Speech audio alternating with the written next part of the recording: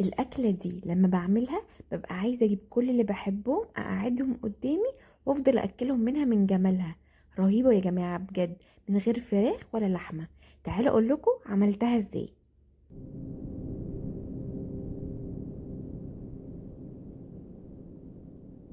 انا عندي عدس بني، ده تقريبا نص كيلو.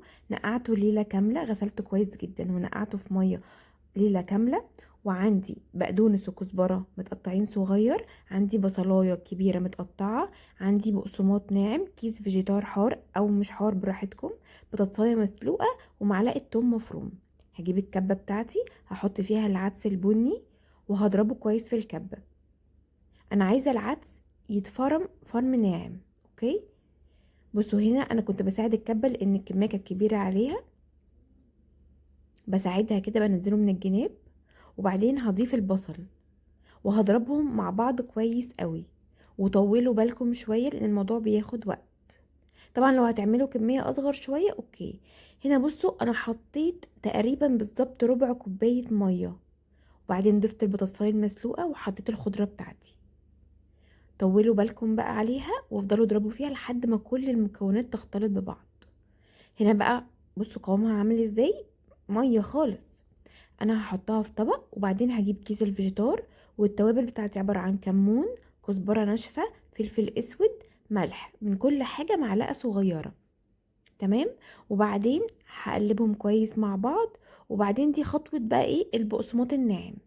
اي بقسماط ناعم عندك، انا كان عندي بتاع ريتش بيك ده، هضيفه وهفضل بقى انا ايه باحساسي كده، هشوف قوامها وصل لايه.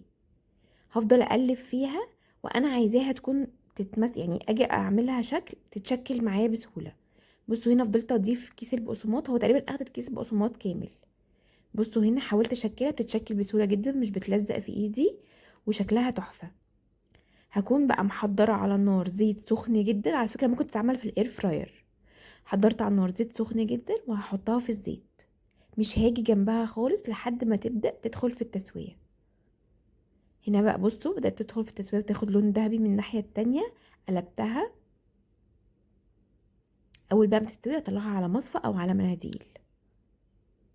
طعمها رهيب. التركاية بقى اللي هي هتخليها فعلا كفتة اللي جاية دي، فحماية عليها نقطة زيت واغطيها واسيبها شوية. جربوها بأمانة وادعولي، رهيبة. أول ما تطلع من الزيت رشوا عليها رشة ملح وفلفل. هنا بقى جبت أي عيش عندكم انتوا بتحبوه، حطيت فيه جرجير وطحينة، عملت جنبها سلطة طحينة. جماعة ولا غلطة، هي اللي هياكلها وهو مش عارف ان دي عدس هيفكرها كفتة عادية. بجد جربوه، تركة الفحمة دي هتودي كفتة العدس في حتة تانية. تحفة، الولاد كلوها عجبتهم قوي. جربوها انتوا بس بالطريقة اللي قلتلكم عليها وهتدعولي. جربوها والف هنا وشفا.